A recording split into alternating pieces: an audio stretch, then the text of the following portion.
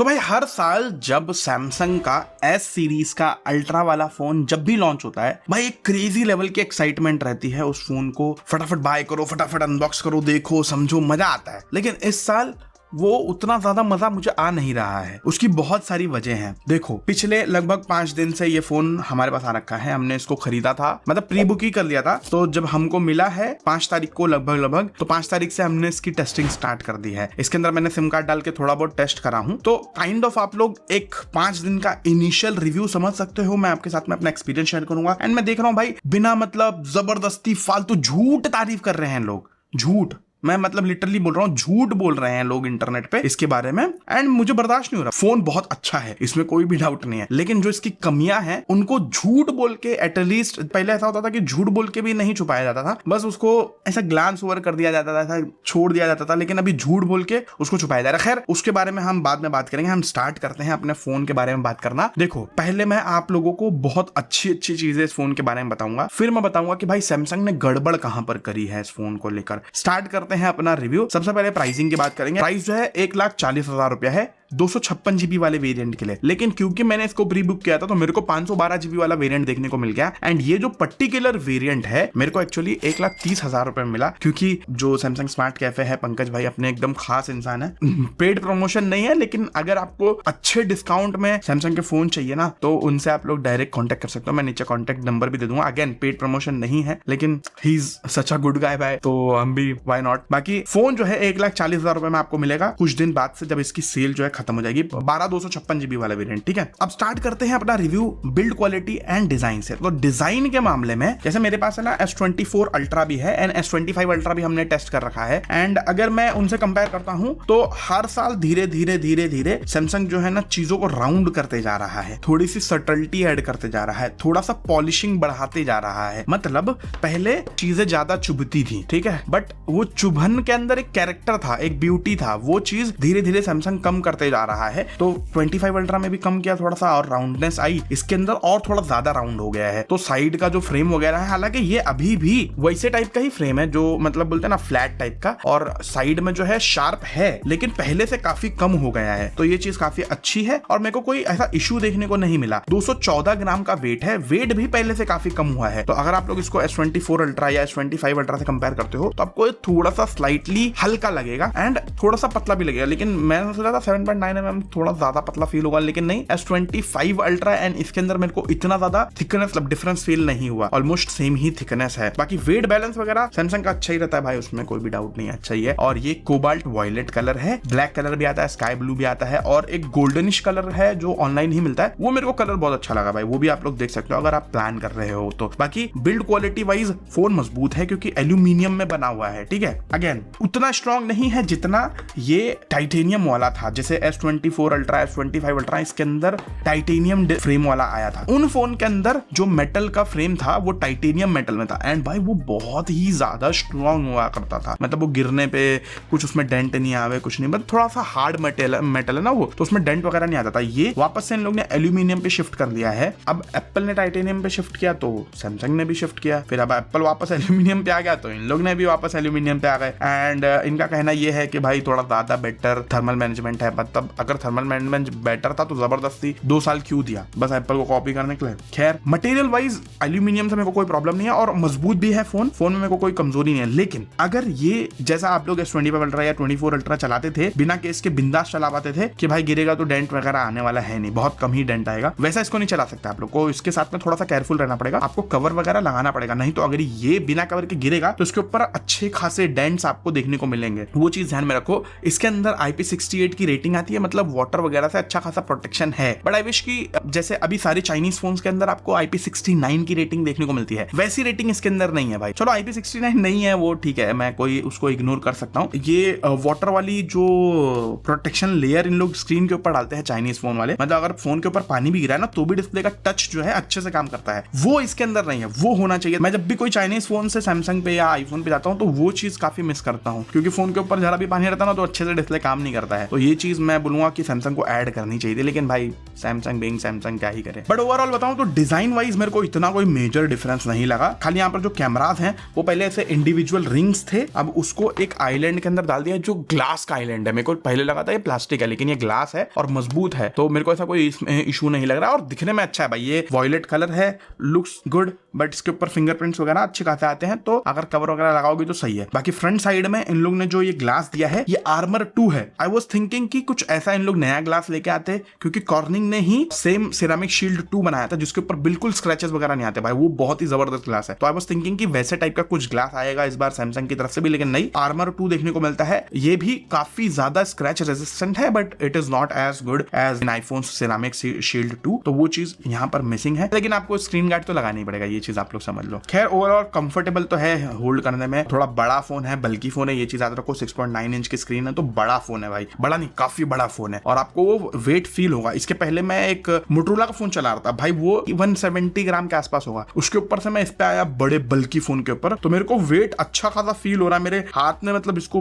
पकड़ के वीडियो वगैरह देखने में मेरे को ऐसा फील हो रहा है कि भाई हाँ मैंने कोई वजन और भारी फोन पकड़ रखा है भाई, ब्रिक पकड़ रखा है, वो चीज वो फील होती है भाई, वो तो क्लियर है, आप लोग इतना समझ लो। लेकिन हाँ पहले भाई 140 ग्राम जैसा हुआ करता था वैसा तो अब नहीं है, अच्छा खासा मतलब 240 ग्राम हुआ करता था, अब ये भाई 214 ग्राम के आसपास है, तो सही है। अब डिस्प्ले के बारे में थोड़ी देर बाद बात करेंगे, क्योंकि वही इन लोग का सबसे बड़ा स्ट्रेंथ है, सबसे बड़ा वीकनेस भी है, तो उसके बारे में मैं थोड़ी देर में बाद में बात करूंगा। बात करते हैं स्टीरियो स्पीकर्स की, तो इसके अंदर आपको स्टीरियो स्पीकर का सपोर्ट देखने को मिल जाता है। अब मैंने इसको S25 अल्ट्रा से कंपेयर करके देखा तो मेरे को तो कोई मेजर डिफरेंस फील नहीं हुआ S25 अल्ट्रा एंड 24 अल्ट्रा में। पहले आप लोग सैंपल सुनो।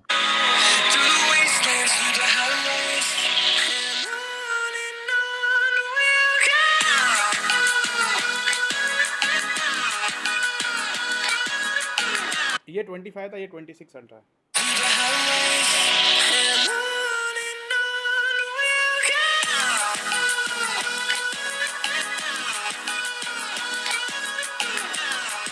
IPhone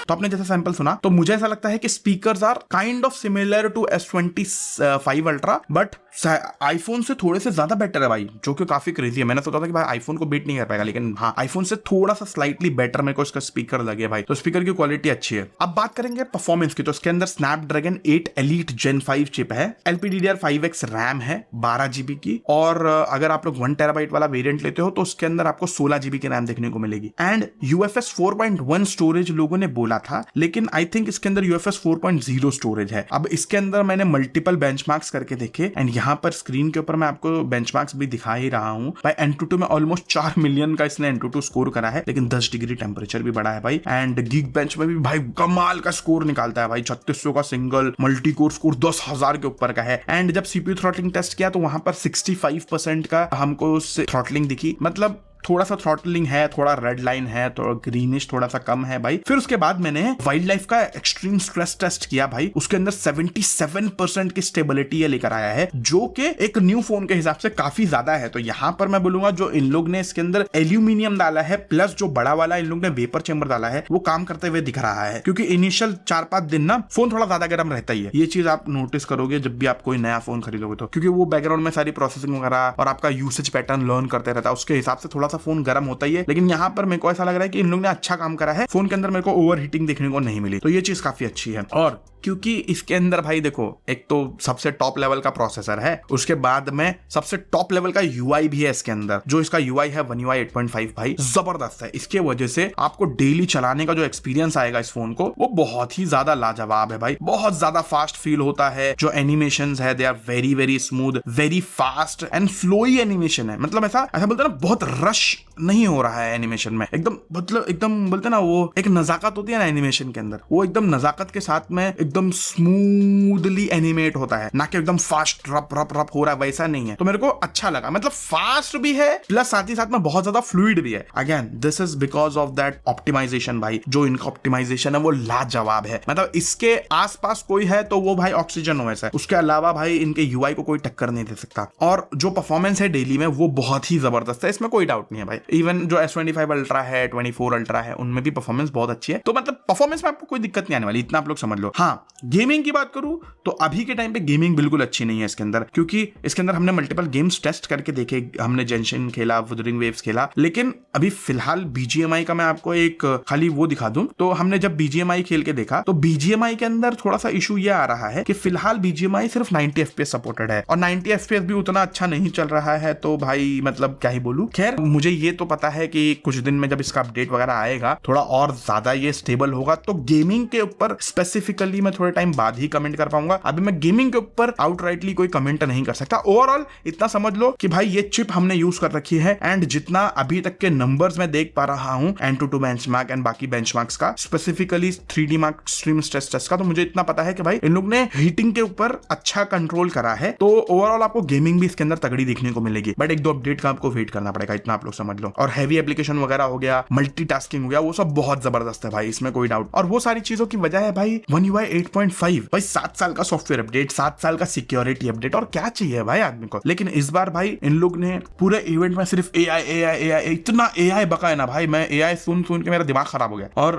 to be very honest बहुत सारे AI फीचर्स काम के हैं, लेकिन बहुत सारे AI फीचर्स ऐसे हैं जिसको आप लोग एक बार यूज करोगे, it's like a party trick. किसी को दिखाना है तो दिखा दिया, लेकिन फिर उसका कुछ यूज नहीं होता है रियल लाइफ में। जैसे नाउ ब्रीफ, मतलब ठीक है, सुबह उठ के आप उसका एक आपको दिन का एक वो दिख गया, वो मतलब मेरे को ऐसा कुछ वाव जैसा उसमें नहीं लगा। ऐसा बहुत सारी चीजें हैं, लेकिन कुछ AI फीचर्स काफी काम के हैं। अब जैसे इनका कॉल स्क्रीनिंग हो गया, ये मुझे लगता है कि अगर ये इंडियन कॉन्टेक्स्ट को अच्छे से समझने लग जाएगा तो काम का है। अभी फिलहाल उतने काम का नहीं है भाई, अभी समझ में नहीं आता वो क्या बोलते कॉल वगैरह वाला। और उसके बाद में इनका जो ये अभी नया वाला सिस्टम आया है नाउ नज करके, ये भी काम आएगा, बट अभी फिलहाल ये सिर्फ मैसेजेस में काम कर रहा है, वो भी बहुत कम काम कर रहा है। कभी काम कर रहा है, कभी नहीं कर रहा है, मतलब 60% ऑफ द टाइम काम ही नहीं करता, 70% समझ लो नहीं करता है। तो काइंड ऑफ ये जो सारे AI के फीचर्स इन लोग चिल्ला के बोल रहे हैं ना, स्पेसिफिकली एजेंटिक AI वाले फीचर्स, वो काम नहीं कर रहे, लेकिन जो जेनरेटिव AI वाले फीचर्स हैं वो काम कर रहे हैं, और जबरदस्त काम करते हैं भाई। अभी आप लोग डायरेक्टली कमांड देके कोई भी चीज करवा सकते हो इसके अंदर, कोई भी कमांड दो, बैकग्राउंड वगैरह चेंज करना है, वो कमांड देके आप लोग चेंज करवा सकते हो। तो ये चीज अच्छी है भाई, और ये काम की है। लेकिन अभी भी अगेन वो एक सर पे तलवार लटकी है कि कब तक ये फ्री रहेगा, उसका कोई गारंटी नहीं है। सो ओवरऑल गैलेक्सी AI कुछ जो फीचर्स है वो बहुत अच्छे हैं और बहुत काम के हैं, लेकिन कुछ ऐसे फीचर्स है जो इतने कुछ वाव नहीं है, बस पार्टी ट्रिक्स है, ऐसा आप लोग समझ लो। लेकिन हाँ, फीचर हैं काफी सारे भर के। अब बढ़ते हैं भाई कैमरास की तरफ, जहां पर मुझे आई वाज लाइक थोड़ा तो एटलीस्ट इंप्रूवमेंट दो, क्योंकि इसके अंदर जो 200 मेगापिक्सल का मेन कैमरा है, ये सेम सेंसर है S23 ultra, I think 22 ultra में भी सेम सेंसर था। सोचो 4-5 साल पुराना सेंसर इन लोग यही घुमा के चिपका रहे हैं। उसके बाद जो 5x वाला कैमरा है भाई, ये बहुत इंपॉर्टेंट कैमरा है, इसके अंदर भी वही सेम सेंसर है S24 अल्ट्रा वाला, 24 या 23 में 10x वाला सेंसर था। मतलब बेसिकली वही सेम चीजें ना घुमा के इन लोग रीयूज कर रहे हैं बार। और 3x वाले कैमरे का तो भाई उसकी तो बात ही मत करो। मेरे को ऐसा लगता है इसको बुरे सपने की तरह भूल जाना ही अच्छा है, क्योंकि ये कुछ काम का नहीं है भाई, बहुत ही बेकार क्वालिटी है इसकी, इसको भूल जाओ तो अच्छा है। मतलब ऐसा समझो कि इसमें 3 ही कैमरा है, इसको ऐसा इग्नोर कर दो, ऐसा समझ लो गायब है, ठीक है। ये जो अल्ट्रा वाइड कैमरा है वो 50 मेगापिक्सल का, फ्रंट में भी इन लोग ने 12 मेगापिक्सल का ही कैमरा दिया है। आई वाज एक्सपेक्टिंग कि भाई फ्रंट में ये लोग कुछ आईफोन लेवल का कुछ कर रहे हैं भाई, 18 मेगापिक्सल का स्क्वायर सेंसर ले आवे, हर चीज कॉपी करते, तो ये इतनी अच्छी चीज थी, इसको भी कॉपी करना चाहिए था। लेकिन नहीं भाई, ये तो नहीं कॉपी करे लोग। क्या बोलूं, आगे बढ़ू। अगर बात करूं फोटोज की, तो जो मेन कैमरे का अपर्चर है उसको थोड़ा सा इन लोग ने बढ़ाया है, मतलब मुंह थोड़ा ज्यादा खुलता है, तो लो लाइट में ज्यादा बेटर फोटोज लेने की कैपेबिलिटी है इसमें। इवन जो 5x वाला है सेम उसके साथ में भी है। अब मैंने बहुत सारी फोटोज इसके अंदर लेकर देखी, एंड मैंने इसी चीज को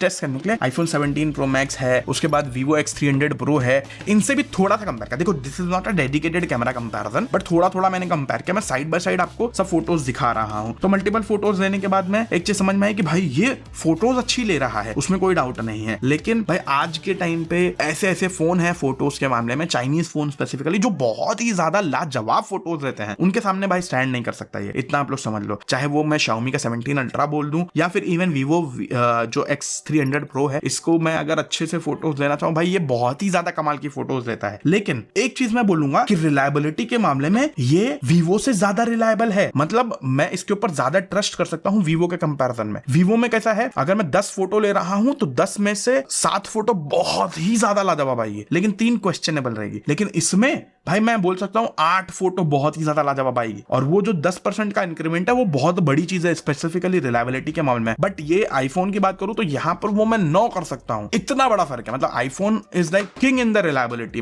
फैक्टर, बट वही चीज यहां पर मिसिंग है। मैं ऐसा नहीं बोलूंगा कि मिसिंग है, मतलब अगर मैं चाइनीज फोन से कंपेयर करता हूं तो ये ज्यादा रिलायबल है, लेकिन अगेन आईफोन जितना रिलायबल तो अभी भी नहीं है, थोड़ा सा कम है आईफोन से, मैं इतना बोलूंगा। लेकिन ओवरऑल फोटोज की क्वालिटी डे लाइट में मेरे को अच्छी लगी है भाई, ऐसा मेरे को मेजर कोई कमी नहीं मिली। ऐसा नहीं लगा कि भाई मतलब 1,40,000 रुपए दे रहा हूं तो मैं कैमरे पे बहुत बड़ा कॉम्प्रोमाइज कर रहा हूं। हालांकि मेरे को ऐसा भी नहीं लगा कि भाई Vivo X300 लेवल एकदम बाप लेवल का कैमरा मिल रहा है मेरे को, तो ये भी मेरे को नहीं लगा। काइंड ऑफ मिडिल में कहीं आता है ये। अगर मेरे को अभी भी कोई अच्छा कैमरा सेंट्रिक फोन चाहिए रहेगा तो मैं डेफिनेटली अभी भी रेकमेंड करूंगा Vivo को या फिर आईफोन को। इसको मैं अभी भी कैमरे के लिए सिर्फ रेकमेंड नहीं कर सकता। और फ्रंट फेसिंग कैमरे का भी सेम कहानी है भाई, वही ज्यादा कुछ फर्क नहीं पड़ा है। फिर मैंने सैमसंग का S25 अल्ट्रा मंगाया, मेरे पास तो है नहीं वो फोन, तो वापस चले गया था। तो वो वाला फोन मेरे मामा के पास है तो मैंने मंगाया, थोड़ा टेस्ट किया, थोड़ा बहुत चेक करने के बाद मैं ये चीज समझ में आई कि भाई S25 अल्ट्रा और इसके बीच में देयर इज अ डिफरेंस, अच्छा खासा इंप्रूवमेंट है। स्पेसिफिकली लो लाइट के अंदर आपको अच्छा खासा इंप्रूवमेंट मिलेगा, बट वो मोर ऑफ मुझे ऐसा लग रहा है सॉफ्टवेयर इंप्रूवमेंट है। अगर वो सेम सॉफ्टवेयर सैमसंग उसके अंदर डाल देवे तो अच्छा ज्यादा इंप्रूवमेंट उसमें भी वो चीजें दिखने को मिलेगी, क्योंकि ज्यादा बहुत बड़ा डिफरेंस दिख रहा है, क्योंकि सॉफ्टवेयर उतना अच्छा उसका नहीं है। और वो होता भी है कि भाई नए फोन में ज्यादा बेटर सॉफ्टवेयर देंगे। ओवरऑल बताऊं तो डेफिनेटली कैमरा थोड़े से बेटर हुए हैं। हाँ, सबसे बेहतरीन चीज मेरे को लगी है इसका एपीवी वीडियो। भाई पहले तो मैं नॉर्मल वीडियो की बात करूं तो नॉर्मल वीडियो बहुत अच्छी हो गई है पहले के कंपैरिजन में, तो मच बेटर हो गई है सैमसंग की वीडियोस। इवन लो लाइट में आपको ग्रेन फ्री वीडियोस बनाने को देता है, विच इज अमेजिंग भाई। बहुत अच्छी क्वालिटी की वीडियोस आप लोग एंड रिलायबल वीडियोस आप लोग इससे बना सकते हो, तो ये मेरे को अच्छा लगा। लेकिन दूसरा चीज मैं ये बोलूंगा कि जो एपीवी कोडेक है ये बहुत ही ज्यादा लाजवाब है भाई। इससे काइंड ऑफ आप लोग जैसे एप्पल का खुद का प्रोरेस कोडेक है वैसा ये भी एपीवी कोडेक है, और एप्पल सैमसंग ने इसको डेवलप करके बोला भाई सब लोग इस्तेमाल कर सकते, तो ये काइंड ऑफ आप लोग समझ लो ओपन सोर्स है ये कोडेक, और बहुत ही तगड़ा है। बेसिकली जिसको नहीं मालूम कोडेक क्या होता है, ये वीडियो कंप्रेशन का एल्गोरिथम है समझ लो, वीडियो रिकॉर्ड करने का एल्गोरिथम है समझ लो। तो बेसिकली इसमें होता यह है कि कलर्स वगैरह सारी चीजें वो अपने हिसाब से रॉ टाइप का आप लोग समझ लो, ठीक है। ये लॉग फॉर्मेट में मैंने एपीवी कोडेक से वीडियो रिकॉर्ड करी, एंड उसके बाद जब इसका ब्लॉकबस्टर अलर्ट अप्लाई किया या फिर जो इनका रेगुलर अलर्ट है वो भी अप्लाई किया, तो वीडियो की क्वालिटी बहुत ज्यादा लाजवाब निकल कर आई। तो मेरे को अच्छा लगा भाई, जो ओवरऑल इसकी वीडियो क्वालिटी है वो जबरदस्त है, स्पेसिफिकली लॉग फॉर्मेट में, तो अच्छा लगा भाई ओवरऑल। बट अच्छा मेरे को इसकी बैटरी लाइफ नहीं लगी भाई। 5000 mAh की सेम टू सेम बैटरी अभी भी इन लोग चिपका रहे हैं इसके अंदर। अब मतलब मैं बहुत ज्यादा तो यूज नहीं करा मैंने अभी तक के, लेकिन भाई इसकी बैटरी लाइफ मेरे को उतनी अच्छी नहीं लगी। 9 घंटा 21 मिनट का स्क्रीन ऑन टाइम मेरे को मिला है, 8% पे आ गई है बैटरी। तो अगर ओवरऑल बताऊं तो मेरे हिसाब से 9 घंटा 8 घंटे से 9 घंटे के आसपास का स्क्रीन ऑन टाइम मिलेगा। फॉर कॉन्टेक्स्ट अगर मैं आपको बताऊं, मेरे नॉर्मल यूसेज में जैसा मैंने इसको भी यूज करा है, उस यूसेज में अगर मैं समझो OnePlus 15 की बात करूं तो 12 घंटे का स्क्रीन ऑन टाइम दिया था, Vivo वाला 13 घंटे का स्क्रीन ऑन टाइम दिया था। आप समझ लो कितना ज्यादा फर्क है, समझ रहे हो बैटरी लाइफ में। हालांकि अगर मैं इसको अभी side by side battery drain test करने लगाऊंगा तो इतना ज्यादा फर्क नहीं आएगा, लेकिन फिर भी मेरे यूसेज में अगर मैं इसको S24 अल्ट्रा से कंपेयर करता हूं तो डेफिनेटली ज्यादा बेटर है। लेकिन भाई जो चाइनीज सिलिकॉन कार्बन वाले फोन्स हैं उनसे तो अच्छा नहीं है भाई, बैटरी लाइफ क्लियर है। और बहुत सारे लोग इस चीज को जस्टिफाई कर रहे हैं कि भाई चाइनीज फोन्स ज्यादा एक्सपेरिमेंट कर सकते हैं, ज्यादा रिस्क ले सकते हैं, ये बहुत बड़ा ब्रांड है, रिस्क नहीं ले सकता। यूरोपियन यूनियन का बहुत बड़ा एक इश्यू चल रहा है कि भाई 5000 mAh के ऊपर की बैटरी वहां पर लेकर नहीं जा सकते हो, वहां पर सेल नहीं कर सकते हो। भाई ये सब खाली बहाने हैं, to be very frank. OnePlus 7500 mAh की बैटरी बेच रहा है यूएस में, यूके में, हर जगह। क्यों, क्या मसला है? कुछ इशू नहीं है भाई, डुअल सेल बैटरी डालो, कितना मतलब बहुत बड़ा काम नहीं है डुअल सेल बैटरी डालना। लेकिन इनको चाहिए, ये लोग बहाना दे रहे कि भाई हम रिस्क नहीं लेंगे, हमारा काइंड ऑफ अगर आप लोग इकोनॉमिक्स समझते हो तो इनका ये कैश काव है, सबसे ज्यादा बिकने वाला, सबसे ज्यादा बड़ा, सबसे मतलब हीरो प्रोडक्ट है, समझ रहे हो। तो हीरो प्रोडक्ट के साथ में लोग रिस्क नहीं लेते। लेकिन मेरे को तो ये लॉजिक बिल्कुल इलॉजिकल लगा है। उसकी वजह है भाई ये इतना बड़ा हीरो प्रोडक्ट है तो इसके ऊपर ये लोग ये प्राइवेसी डिस्प्ले वाला रिस्क नहीं लेते, लेकिन इन लोग ने ये जो प्राइवेसी डिस्प्ले वाला रिस्क लिया है, मतलब इन लोग रिस्क ले सकते हैं लेकिन बैटरी में इन लोग जबरदस्ती रिस्क नहीं लेना चाहते, इन लोग को देना ही नहीं है भाई, समझ रहे हो। अब या तो ऐसा हो सकता है कि भाई सैमसंग खुद की सॉलिड स्टेट बैटरी पे काम कर रहा है, सीधा सॉलिड स्टेट बैटरी देंगे, लेकिन भाई नहीं, बैटरी लाइफ अच्छी नहीं है, इतना आप लोग समझ लो। लेकिन बुरी भी नहीं है, ऐसा नहीं है बोल रहा हूँ कि बुरी है बैटरी लाइफ, डिसेंट है, काम चल जाएगा आपका। लेकिन हाँ, इसका जो 60 वॉट का फास्ट चार्जिंग इसके अंदर आया है वो जबरदस्त है। तो अगर आपके पास अच्छा केपेबल पीपीएस चार्जर है तो 60 वॉट पे इसको आप लोग चार्ज कर सकते हो, जबरदस्त काम करता है, अच्छा लगा मेरे को। बाकी नेटवर्क वगैरह मेरे को कोई परेशानी देखने को नहीं मिली। अगेन इतना रिलायबली अभी तक मैंने टेस्ट नहीं कर पाया, लेकिन जितना मैंने चेक किया है सैमसंग का फिर हो गया या फिर आईफोन का हो गया, इनका नेटवर्क चाइनीज फोन के जितना अच्छा नहीं होता, इतना आप लोग समझ लो। वन प्लस, वीवो, इनके नेटवर्क बहुत ज्यादा कमाल के होते हैं। इवन जो इनके 30,000 रुपए के फोन होते हैं ना, उनके अंदर ज्यादा बेटर नेटवर्क आते हैं कंपेयर अगर आप करते हो आईफोन एंड सैमसंग से, विच इज क्रेजी भाई, आप लोग समझ लो। बाकी सिक्योरिटी की बात करूं तो भाई सैमसंग का फोन है, इसमें आपको टेंशन लेने की जरूरत नहीं है। इन डिस्प्ले फिंगरप्रिंट स्कैनर वो वाला आपको अल्ट्रासोनिक वाला देखने को मिल जाता है, एंड भाई it is very fast and fluid and responsive. Even face unlock भी देखने को मिल जाता है, तो उसमें कोई इशू देखने को मिला। एंड इसके अंदर बिल्ट इन आपको चिप देखने को मिलता है हार्डवेयर सिक्योरिटी वाला, वो सारे सैमसंग फोन, आई मीन सारे नहीं, सारे अल्ट्रा सीरीज के सैमसंग फोन के अंदर देखने को मिलता है नॉक्स सिक्योरिटी। तो आप लोग को थोड़ा मतलब अगर आप लोग मतलब बिजनेसमैन टाइप के इंसान हो जो उसको थोड़ा सिक्योरिटी ज्यादा मैटर करता है, तो उनके लिए भी अच्छा है भाई। बाकी इसके अंदर एक और नया फीचर है भाई वीडियो के अंदर, होराइजन लॉक वाला, कि आप लोग ऐसा खड़ा कर के ऐसा ऐसा टेढ़ा मेढ़ा करोगे तो भी जो होराइजन है वो लॉक रहेगा, वो वीडियो नहीं हिलेगी। ठीक है भाई, it's not a big deal. वो मैं क्या करूं, वो मैं वीडियो रियल लाइफ में मैं किधर यूज करूंगा वो चीज, आप खुद सोचो। मतलब बहुत ज्यादा यूज नहीं है उसका, क्योंकि उसमें जो क्लैरिटी है वो भी ड्रॉप होती है, इतना आप लोग समझ लो। एंड ये चीज भाई वीवो बहुत पहले से दे रहा है, मोटरोला के फोन के अंदर ये चीज आता है, वो कोई बहुत बड़ा डील नहीं है, अच्छा फीचर है वो, कभी कभार जब आपको यूज आएगा तो आप यूज कर सकते हो, नॉट अ बिग डील। अब बात करते हैं इनके डिस्प्ले की। नॉर्मल पहले डिस्प्ले स्पेक्स बताऊं तो 6.9 इंच का स्क्रीन है, 2K है, एमोलेड है, 120 हर्ट्ज रिफ्रेश रेट है, 2600 निट्स की पीक ब्राइटनेस देखने को मिलती है। मैंने सोचा था भाई ब्राइटनेस वगैरह को थोड़ा सा इंप्रूव करेंगे लोग, लेकिन नहीं, बल्कि मेरे को ऐसा लगता है ब्राइटनेस में डिग्रेड है, डाउनग्रेड है, मैं डेफिनेटली बोलूंगा। ठीक है, अब डिस्प्ले के अंदर सबसे बड़ा इनका सेलिंग पॉइंट है भाई ये इनका प्राइवेसी डिस्प्ले, एंड ये बहुत अच्छा भी है और बहुत खराब भी है। अब मैं ऐसा क्यों बोल रहा हूं ना, मेरी बात आप लोग ध्यान से सुनो, आपको समझ में आएगा। जैसे मैंने इसको ऑन किया, डबल टैप किया, देखो ये ऑन हो गया, ठीक है। अब मैं इसको साइड में करूंगा तो आपको दिखाई देना बंद हो जाएगा, बट ये अभी फिलहाल मैक्सिमम प्राइवेसी वाले सेटिंग पे है, समझ रहे हो।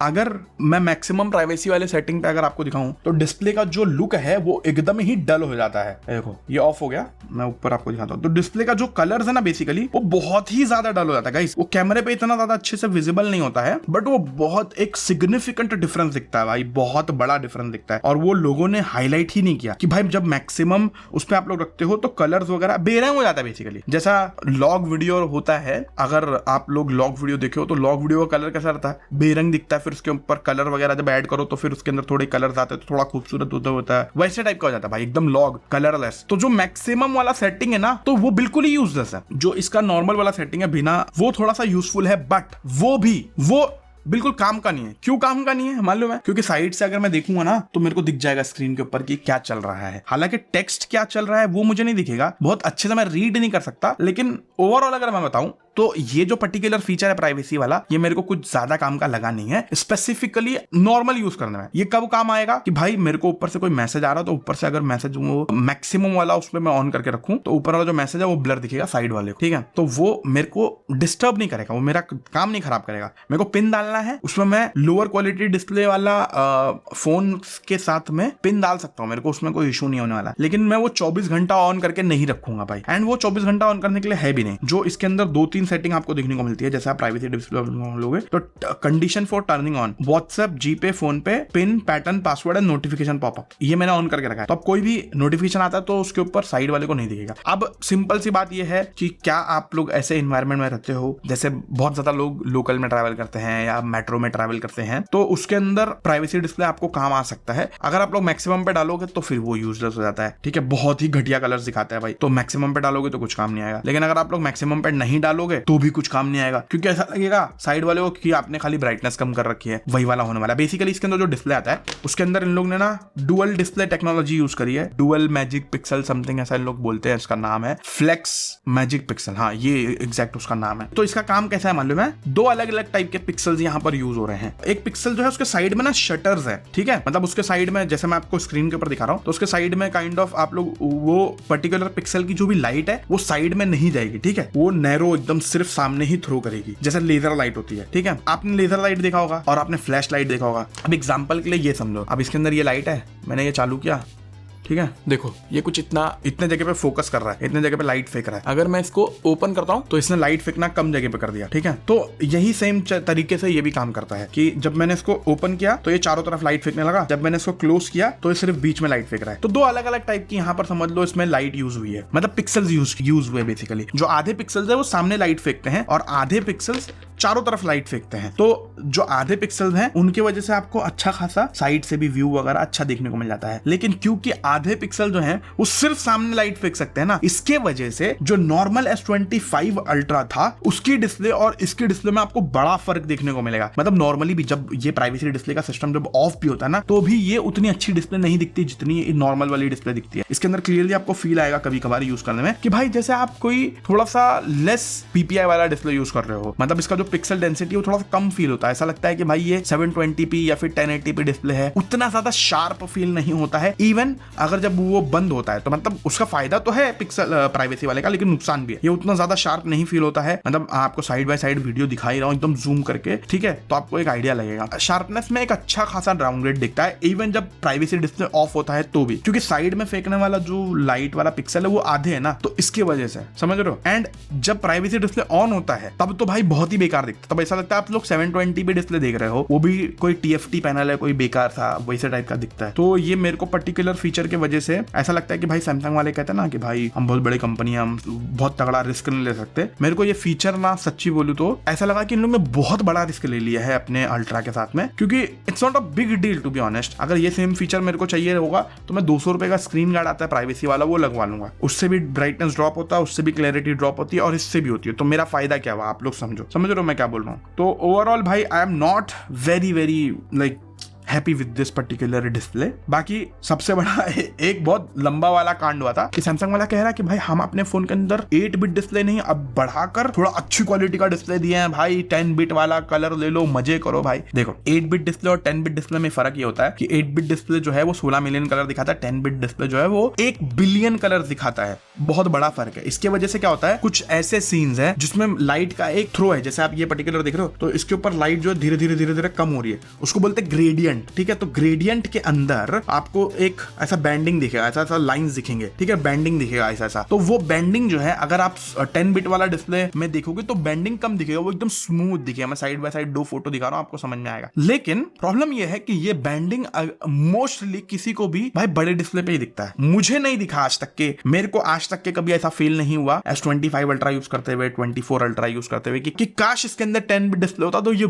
थोड़ा और अच्छा दिखता, लेकिन मेरे को ऐसा कभी फील नहीं हुआ भाई। तो मेरे को वो पर्टिकुलर चीज से कोई मेजर इशू नहीं है। लेकिन इशू मेरे को इस बात से है कि सैमसंग ने सबको, जितने भी कंटेंट क्रिएटर, सबको जो ब्रीफ भेजा था उसके अंदर लिख के भेजा था कि भाई हमारा 10 बिट डिस्प्ले है, लेकिन भाई नहीं, इसके अंदर 8 बिट डिस्प्ले है। और ये बहुत ही पैथेटिक मूव लगी मेरे को सैमसंग की तरफ से। एंड उन लोगों की तरफ से कोई ऑफिशियल अपॉलॉजी लेटर या कुछ अभी तक आया भी नहीं है, तो मुझे तो बहुत ही ज्यादा बेकार मूव लगी एंड बहुत ही घटिया हरकत है। बेसिकली सिंपल से वर्ड्स में बोलूंगा, बहुत ही घटिया हरकत है भाई। अब डिस्प्ले की क्वालिटी तो पहले से ही भाई डाउनग्रेड है, ऊपर से 8 बिट है। तो अगर मैं कंपेयर करता हूँ आईफोन वगैरह से जिसमें प्रॉपर 10 बिट डिस्प्ले आता, तो यहाँ पर एक सिग्निफिकेंट आपको लोअर क्वालिटी की डिस्प्ले देखने को मिलेगी। But to be very frank, मेरे को वो 8 बिट 10 बिट इतना बड़ा कोई डील नहीं लगता है भाई, वो बड़े डिस्प्ले पे लगता है। आप लोग सोच रहे हो भाई पक्का सैमसंग से भाई फोन हमने खुद खरीदा है, कोई स्पॉन्सर वगैरह नहीं है। क्लियरली मैं आपको बता दूं, जो जैसा है मैं आपको एकदम क्लियरली वो बता पा रहा हूं यहाँ पर। एंड आई होप आपको आप समझ में आ गया होगा भाई इसके डिस्प्ले की कहानी। ब्राइटनेस वगैरह में भी एक सिग्निफिकेंट डाउनग्रेड देखने को मिलता है। ऐसा लगता है भाई ब्राइटनेस स्लाइटली कम है कंपेयर टू 25 अल्ट्रा।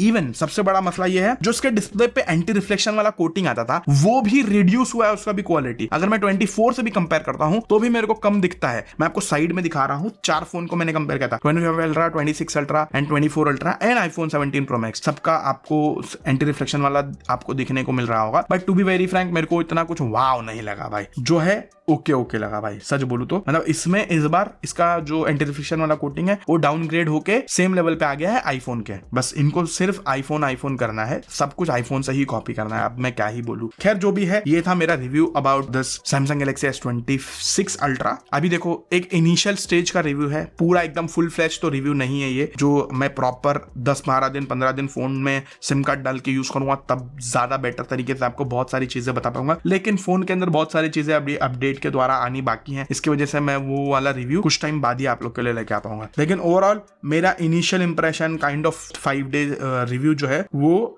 मैंने आपको बता दिया। एंड आई होप आपको समझ में आया होगा, एंड आई होप आपको क्लैरिटी मिली होगी। एंड बस या इतना ही था इस वीडियो में। आई होप आपको वीडियो अच्छी लगी होगी। अच्छी लगी तो लाइक शेयर सब्सक्राइब कर दो। And thank you so much for watching this video guys.